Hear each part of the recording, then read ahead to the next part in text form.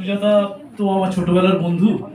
ছোটবেলা থেকে অত্যন্ত সাহিত্য মনস্ক, নাটক, বাচিক শিল্প এই সমস্ত করার পরে, মানে ওর পরে ঠিক আমি লেখালেখি করি হয়তো, কিন্তু আমি বাচিক শিল্পী তো সেই অর্থে নই।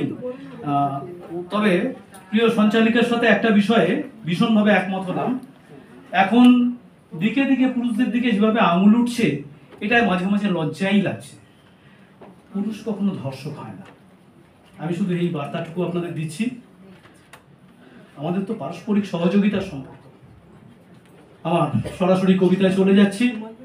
সমাজধারা মাসিক সাহিত্য পরিবারে কবিতার নাম লজ্জা।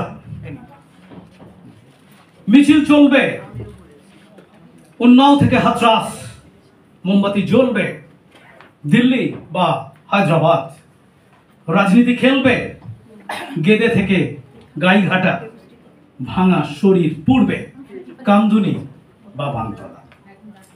মানুষ হতে অনেক কষ্ট, কম প্রয়াসেই চেষ্টা, পশু হয়ে মিটিয়ে নেয় নরখাদকের বিষ্ঠা। সবের মিছিল লেগেই থাকে উত্তরে দক্ষিণে, সরীসৃপের রোজ নামচা অবিরত কুক্ষণে।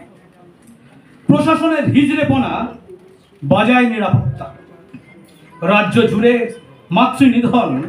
তাকিয়ে দেখেন কর্তা, হতেই পারে দুষ্টুমি ভাব, একটু শোয়ে নাও, এসব নিয়ে ভাববো পরে, আরো সময় নাও। পুরুষ নামের কলঙ্ক সব গ্রহণকালে সৃষ্টি, নর্দমার নোংরা কীট, বিকৃত পশুবৃত্তি। অমেরুদণ্ডী বৃহন্নলা মাতৃগর্ভহীন, অশ্লীলতার অনাসৃষ্টি এরা লিঙ্গহীন। জনসমক্ষে মৃত্যুদণ্ড একমাত্র পথ, নির্বাচনে জবাই কর নির্লিঙ্গ শাপথ।